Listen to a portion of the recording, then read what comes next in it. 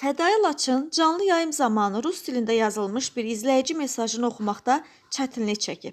Bu məqam izləyicilərin diqqətindən yayınmayıb. Bəzi istifadəçilər onun uzun illər Rusiyada yaşadığını xatırladaraq buna təəccübləndiklərini qeyd ediblər. Həmin görüntüləri təqdim edirik. Bu neydi? Перетащите кусочек головоломки в нужное место. Ne der ha bu?